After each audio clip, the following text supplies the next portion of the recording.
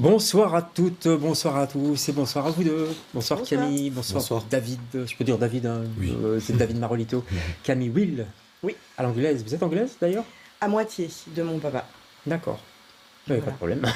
Et le groupe s'appelle Dalva. Oui. Ça vient d'où Dalva d'ailleurs? Je me suis demandé ça en préparant l'émission. Quelqu'un peut me dire C'est le nom d'un livre de Jim Harrison.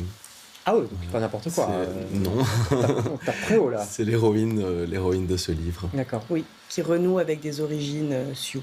Voilà, c'est d'accord. un personnage blanc, plutôt bourgeois, qui retrace une partie de l'histoire des États-Unis via voilà, toute une histoire de Ouais. reconnexion à des racines et des origines Sioux. Donc ça a beaucoup de sens. Voilà. Et pour vous, et pour nous, c'est pas innocent. Allez, on va parler de votre deuxième album. On va commencer par 3 petites questions. C'est une tradition. C'est les mêmes questions pour vous deux. Faut y aller très vite. Si vous étiez une couleur, ce serait quoi, Camille? Violet, Ah, pourquoi en 2 mots? la couleur Parce que c'est de joli. de la magie. La magie, ouais. Et une couleur? Le rouge. Ouais. Le rouge. Pourquoi? Le diable, l'amour, le. Un certain camp politique peut-être. D'accord. Ok. Si vous étiez un disque, une référence de disque. Une référence de disque, Un un nom album, de disque, un album. ouais. Que vous pourriez écouter tout le temps en boucle. Ah, pas le vôtre évidemment, mais. Un album que je pourrais écouter en boucle. Vas-y, je te laisse répondre en premier. PJ Harvey. Ah ouais. To bring you my love. Ah ouais. C'est Il n'y a pas un anniversaire là justement de Intemporel. de cet album? Ouais. Je crois. Oui, je pense. Il me oui, semble oui. en ce moment. Oui. Ouais. Et Camille, non? Bah, si on part sur ces références-là, je citerai Shannon Wright, Division. Ouais. Bon, bah, c'est pas mal tout ça. Et si vous étiez un combat? Quel type de combat je dirais féministe. D'accord. Je comprends, bien sûr. Un combat intersectionnel qui relie les oppressions de race, de classe et de genre. Ouais. Parce que je pense qu'on a besoin d'unité aujourd'hui et de se retrouver dans... Tellement.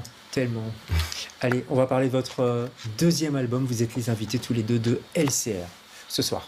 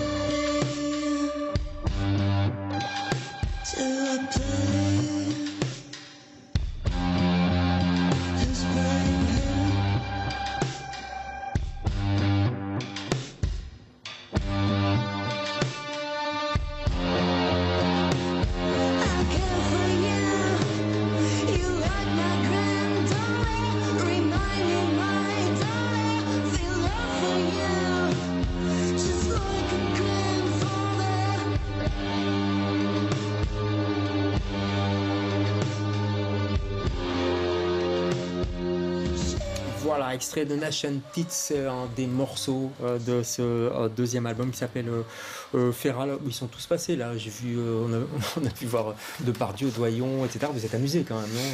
Enfin, amusés, façon de parler. Ça fait du bien, Ouais. en tout cas, de les épingler. Ils sont pas tous là. La liste est trop longue, et puis il y a ceux qu'on ne saura jamais.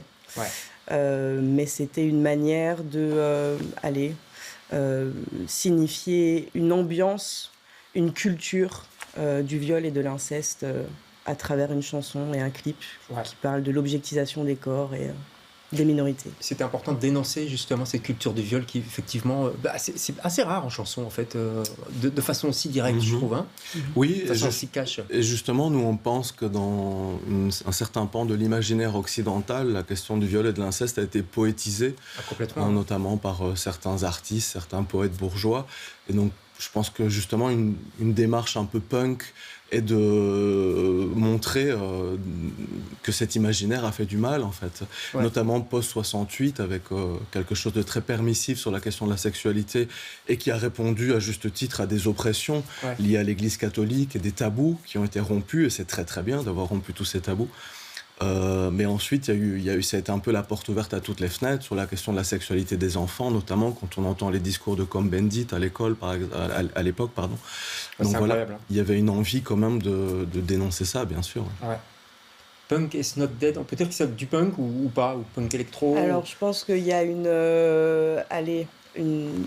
énergie, une manière de faire qui est punk, un esprit punk. Mais je dirais au niveau du son, on s'approche plus du grunge dans ce morceau. Ouais. Vous êtes en colère, Camille ? Est-ce que je suis en colère ? Oui, mais j'espère cultiver une rage joyeuse. C'est-à-dire, c'est possible ? Oui, je pense que c'est possible, même si je crois aussi qu'on a tendance à fustiger la colère comme étant quelque chose de malsain, alors que je pense qu'au contraire, la colère est très très saine. Marolito, la musique, c'est un bon média, un bon moyen justement de pointer ce que vous venez de dire, mais aussi de peut-être canaliser la colère pour mieux la cibler. Clairement, moi, c'est comme ça que je suis venu à la musique, c'est parce qu'il y avait un trop-plein de rage à exprimer. Et donc c'est clair que la culture rock, la culture punk, c'est quelque chose... La culture hip-hop aussi, qui fait partie de moi aussi, qui permet d'exprimer ça.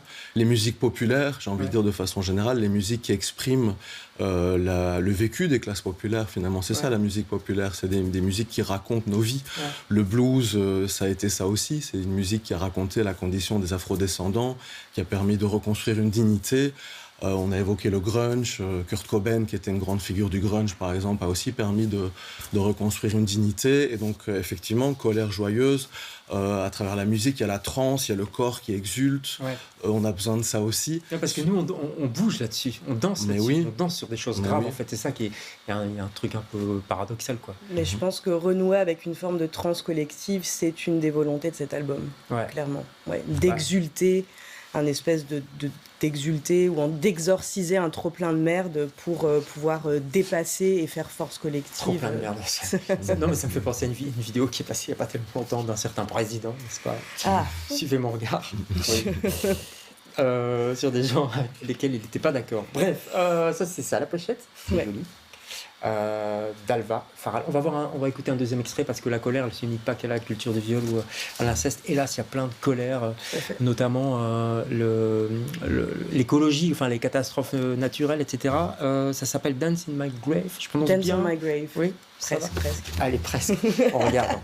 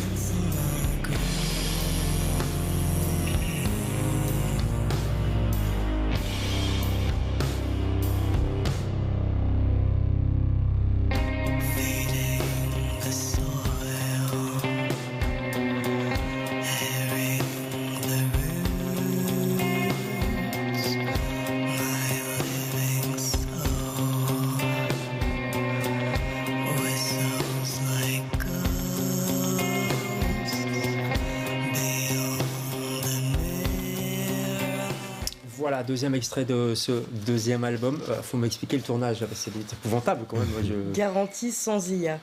D'accord, sans IA, donc ça veut dire qu'il y a carrément des vers de terre sur votre visage. Ouais, mais j'ai aucun problème à cohabiter, à danser avec des vers de terre.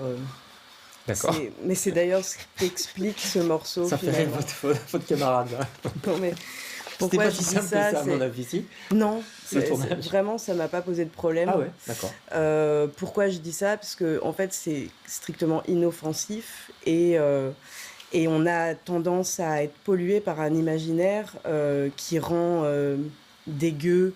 Un imaginaire de l'horreur, du sale vers ces petites bestioles-là qui finalement font beaucoup de bien et sans qui il ne se passerait pas grand-chose sur cette planète puisque ça sert à plein de choses. Complètement, pour le compost, etc. Pour le compost, l'humus, etc. Vous auriez pu faire vous auriez pu vous mettre à sa place, Marie-Luté? Non, j'avoue que c'est difficile pour moi, mais il n'y a que Camille pour faire ça. Camille est en communion avec la Terre dans ce clip. Moi, j'ai filmé. Monsieur a filmé, n'est-ce pas? Je comprends. Reconnexion avec la nature, ça c'est aussi quelque chose qu'on a perdu, vous venez de le dire. Vous vouliez montrer aussi en musique, il y a quelque chose de... Je ne sais pas trouver le mot, mais de rugueux, de terreux dans cette musique aussi, non? Je me trompe? Non, c'est vrai. Il y a quelque chose de très terrestre qui entre dans la terre et en même temps, à la fin du morceau, il y a une ouverture céleste. Je pense qu'il y a quelque chose qui relie la terre et quelque chose de plus mystique aussi dans ce morceau. Mais en tout cas, oui, il y a la volonté dans notre album de poser la question de la déconnexion de l'homme occidental et du vivant. Il y a un auteur qui nous a beaucoup influencés tous les deux, c'est Baptiste Morisot, avec son livre Manière d'être vivant. Je pense que c'est quelque chose qui a influencé l'écriture de Camille dans cet album. Et même ma musique, je pense, comme elle est habitée par ces questionnements, je reprends ce que tu disais de terreux. Oui, c'est vrai, tout à fait. Donc du coup, ce clip aussi dans la terre, d'être dans la terre, ça a du sens pour nous. Oui, puis c'est un album qui parle de renaissance, c'est le morceau d'ouverture, donc il y avait aussi cette envie d'ouvrir avec un morceau finalement qui sort de la terre. Ouais. Eh bien, on pourra vous voir sur scène, on va voir ce que ça donne sur scène. À mon avis, ça va être plus que terreux et céleste. Ça va être un chouette moment. Ce sera au Brass, donc ça c'est à Forêt, vous voyez, les anciennes brasseries. Les concerts sont toujours géniaux là. Allez-y, hein, c'est le 6 novembre. Vous serez 3 sur scène. On peut réserver en appelant le Brass, en allant sur leur site, tout ça. Je crois que c'est moins cher en réservant.